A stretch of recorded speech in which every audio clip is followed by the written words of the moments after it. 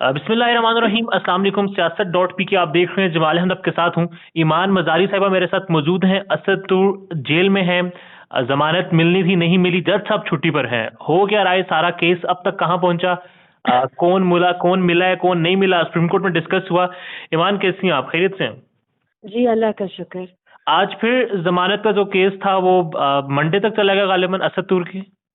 जी मैं थोड़ा सा इसका बैकग्राउंड आपको देती चलूं कि जब 8 तारीख को असद दूर को जुडिशल कस्टडी अडयाला जेल भेजा गया, उसी दिन हमने स्पेशल कोर्ट जज हुमायूं दिलावर के सामने पोस्ट अरेस्ट बेल यानी जमानत की एप्लीकेशन दायर की। जी। उस दिन जज साहब के सामने हम पेश हुए और हमने बारहा उनसे रिक्वेस्ट की कि सर आप कल सुन लें, परसों सुन लें, मंडे को सुन लें, लेकिन वो एडमेंट थे कि मैं 16 तारीख से पहले नहीं सुनूंगा। और फिर जब हमने बहुत रिक्वेस्ट की तो उन्होंने कहा जी ठीक है मैं 14 को सुन लूंगा, और फिर वो उठ के चले गए और हमारी बात नहीं मजीद सुनी।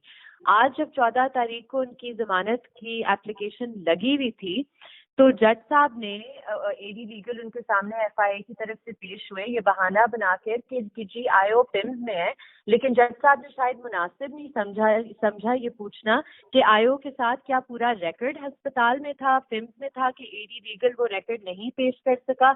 और इंस्टेड जज ने बस ये कहा कि जी अब मैं मंडे को सुनूंगा। आज हमने बहस फिर भी की है इसके बावजूद, लेकिन ये एक बहुत अब्सर्ड सी सिचुएशन है जहां एक सहाफी या कोई भी शख्स 15 दिन से ज्यादा अंदर है और जज उसकी बेल नहीं सुनने के लिए तैयार। ये किस मुल्क में होता है? इमन, मामला सारा सुप्रीम कोर्ट के सामने भी आया था, वहां पर भी डिस्कस हुआ था। उसके बाद ये लग रहा था कि गालिबन ये जो हीले बहानों से काम लिया जा रहा है ये नहीं होंगे, मगर अब फिर ऐसा ही हो रहा है। तो तस्मीन के जो पाकिस्तान की सबसे बड़ी अदालत है, वहां पर भी बात जो हुई उसके बावजूद इन जजेस को नहीं है, आयोग को नहीं परवाह कि कुछ एक्शन हो सकता है। देखिए यही तो बहुत शॉकिंग बात है कि सुप्रीम कोर्ट ने अपनी ऑब्जर्वेशन दे दिया इस एफआईआर की हद तक, जहां उन्होंने ये क्लियरली बात की है कि कोई ऑफेंस नहीं मेड आउट उस एफआईआर की कहानी से, लेट अलोन जो ऑफेंसेस दहशतगर्दी के लगाए गए हैं। जी। जो हाईएस्ट लॉ ऑफिसर है इस मुल्क का, लर्नड अटॉर्नी जनरल साहब, उन्होंने इस चीज को कंसीड किया हुआ है कोर्ट में, और ये एश्योरेंस दी थी कि 14 तारीख से पहले ये रिजॉल्व हो जाएगा मामला। तो अब जब ये सुप्रीम कोर्ट का ऑर्डर भी पेश किया गया आज अदालत में, अदालत को यही करना चाहिए था कि उसकी बेल दे देनी चाहिए थी। लेकिन ये तो लग रहा है कि सुप्रीम कोर्ट के ऑर्डर की भी कोई हैसियत नहीं बची। अदालतों से हम इंसाफ की तवक्को ना करें, क्योंकि हम हर अदालत के सामने चले गए हैं, मैजिस्ट्रेट से लेकर हाई कोर्ट से लेकर स्पेशल कोर्ट से लेकर सुप्रीम कोर्ट तक। अब कोई मुझे जो बेहतर माहिर कानून है वो मुझे बता दे कि हम कहाँ जाएं और किससे इंसाफ की तवक्को करें। वेल, अटॉर्नी जनरल ने कहा था कि कोई ना कोई हल निकाल लेंगे एफआईआर से मुतालिक। तो एफआईआर के हवाले से कोई बात हुई? ये जो एफआईआर है, कोई दीगर एफआईआर हैं जिसके हवाले से अब केस कोई और बनाया जाएगा, या यही एफआईआर है? और अगर यही एफआईआर है तो फिर इस पर क्या अपडेट है? अटॉर्नी जनरल ने कुछ बताया? अभी तक तो सिर्फ यही एफआईआर है और कोई एफआईआर के बारे में हमें नहीं बताया गया। तो to the best of our knowledge सिर्फ यही एफआईआर है।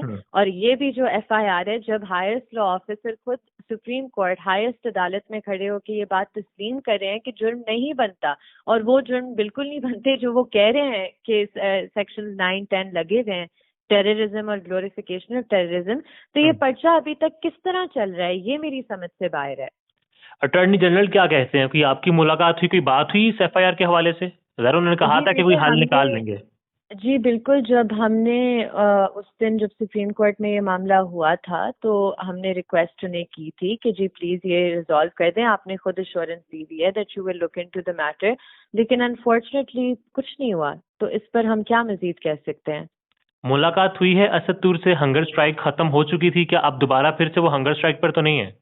अभी तक तो हमारी किसी की बात, ये ना बात हुई है ना मुलाकात हुई है। कल हमने कोर्ट से ऑर्डर लिया हुआ था, जो मैजिस्ट्रेट साहब है उनकी कोर्ट से ऑर्डर लिया था मुलाकात का अडयाला जेल में।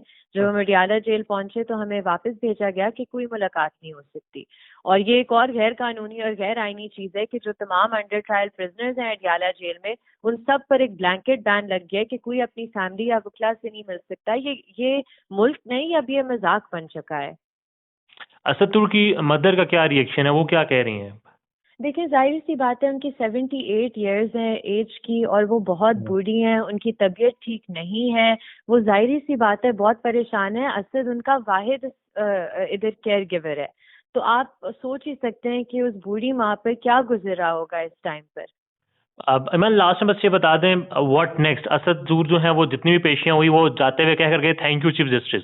अब उस अदालत में भी असद दूर का ज़ाहिर नाम तो ले लिया गया, तो जुबाबंदी की तरफ ये बात जा रही है, खामोश करवाने की तरफ ये बात जा रही है, कि बात मनवाने की तरफ ये बात जा रही है, या फिर बस तंग करना है कि किस तरह खामोश हो जाए?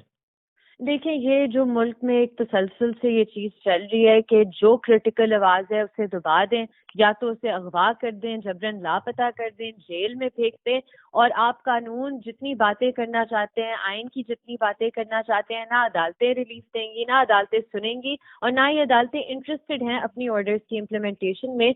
तो आई थिंक अब यही कोर्स ऑफ एक्शन रह गया है कि वकील सब अपने क्लाइंट्स को बता दें कि हम ये वर्दियां अब नहीं पहनते, क्योंकि हमारी वर्दी की अहमियत नहीं है, क्योंकि अदालत की अब कोई हैसियत नहीं रह चुकी। तो अब ये कोर्स ऑफ एक्शन आपके सामने है। हमने जिस फोरम पर जा सकते थे गए हैं। आज भी हमने हाई कोर्ट में 2 पिटिशन दायर किए। हमें उम्मीद है कि कल ये फिक्स हो जाएंगी, लेकिन इधर भी कोई ट्रांसपेरेंसी नहीं है इस प्रोसेस में। तो एज अ लॉयर क्या समझ रही हैं आप, क्या फील कर रही हैं? मुल्क की सबसे बड़ी अदालत ने जब वहां पर बात हुई कि ये भाई ये पर्चा बनता ही नहीं है, इसके बावजूद उसी पर्चे में एक शख्स जिस्मानी पर हुआ, जिस्मानी के बाद जुडिशियल पर हुआ, और जुडिशियल पर उसकी जमानत तक नहीं सुनी जा रही। मुझे यही लग रहा है कि हमें इस शरेड में अब पार्टिसिपेट नहीं करना चाहिए। और हम क्या करें, हम तो वकील हैं, हम तो अदालतों में जाते हैं, हम उधर बहस करते हैं, दलाइल देते हैं, कानून और आइन की बात करते हैं। लेकिन अगर अदालतें खुद कानून और आइन में इंटरेस्टेड नहीं है तो फिर अदालतें बंद कर दी जाए, टैक्स पेयर का पैसा इस पर ना ज़ाया किया जाए। अगर हर बंदे ने किसी और से डिक्टेशन लेनी है और अपने जो हल्फ है उसकी खिलाफ वर्जी करनी है, तो फिर सब कुछ बंद कर दें। फिर ये ड्रामा ना करें टैक्स पेयर के एक्सपेंस पर, वो भी एक मुल्क में जहां आपकी ज्यादा जो अक्सरियत में पॉपुलेशन है वो पॉवर्टी लाइन के नीचे रहती है। तो फिर ये ड्रामा ना किया जाए। इमरान लास्ट में बस ये बता दें, मौजूदा हालात ऐसे हैं कि ये सवाल करना बनता है, वरना ज़ाहिर है एक वकील से इस तरह का सवाल जेब नहीं देता। आपको असद की वालदा को कोई पैगाम पहुंचाया गया हो, कोई मैसेज पहुंचाया गया हो, कोई तरीका बताया गया हो कि असद ये कर लें या ये मान लें तो वो फिर बाहर हो सकते हैं, रिहाई उनकी मुमकिन हो सकती है? जी, I be very honest with you, अभी तक तो इस तरह की कोई कम्युनिकेशन नहीं आई, ना मुझे और to the best of my knowledge ना उनकी वालदा को। असद तो कुछ कहा गया हो कि आप ये कर लें? असद से बात नहीं हुई कोई 8 तारीख से, तो कोई आइडिया नहीं है कि जेल में क्या हो रहा है क्या नहीं हो रहा। Well Iman, thank you. We hope कि जस्टिस प्रिवेल करे, जमहूरियत प्रिवेल करे और आवाज़ों को कम से कम सुना जाए। Thank you so very much. Thank you. Pakistan में इस वक्त सबसे बड़ा मसला बोलने का है। पाकिस्तान में बोलने नहीं दिया जाता, जुबानें खींच ली जाती हैं, डर है, खौफ है, टेरर है। पाकिस्तान का मीडिया मुकम्मल तौर पर कंट्रोल्ड है, वेल मैनेज्ड है, एक मैसिव सेंसरशिप है। इसी तरह का दबाव पाकिस्तान में सियासत.pk भी फेस कर रहा है, जिसे पाकिस्तान भर में गुज़श्ता कई महीनों से मावरा आइन, मावरा कवानीन मुकम्मल तौर पर बंद कर दिया गया है, मुकम्मल तौर पर बैन कर दिया गया है। सियासत.pk की नशरियात को लिमिटेड करके पाकिस्तान में छोड़ दिया गया है। तमाम तर कानूनी मुआवजे के ऊपर आवाज उठाई गई, दस्तक दी गई, लेकिन हर तरफ से खामोशी है, सन्नाटा है, कहीं पर कोई सुनवाई नहीं है, कोई सुनने को तैयार नहीं है। लेकिन इसका हल क्या है? क्या खामोश हो जाएं? क्या सवाल ना करें? क्या मालूमात आप तक ना पहुंचाएं? क्या इंफॉर्मेशन आप तक ना पहुंचाएं? मालूमात भी पहुंचेगी, इंफॉर्मेशन भी पहुंचेगी, सवालात भी उठेंगे, लेकिन अब आपने रोल प्ले करना है, आपने अपना किरदार अदा करना है। और छोटा सा एक प्रोसीजर है, प्रोसेस है, उसके बाद आप अपना किरदार अदा करें और हमारी मदद करें। पहले आपने यह करना है कि हमारे यूट्यूब चैनल को सब्सक्राइब करना है, उसके बाद ज्वाइन के बटन के ऊपर जाना है, क्लिक करके हमारा मेंबर बनना है। या फिर दूसरा ऑप्शन यह है कि आपने वीडियो की डिस्क्रिप्शन में जाना है, वहां पर पैट्रियन का लिंक मौजूद होगा, उस लिंक के ऊपर क्लिक करें और हमें सपोर्ट करें, हमारा हिस्सा बने, हमारी ताकत बने। ख्याल रखिएगा। अल्लाह हाफिज।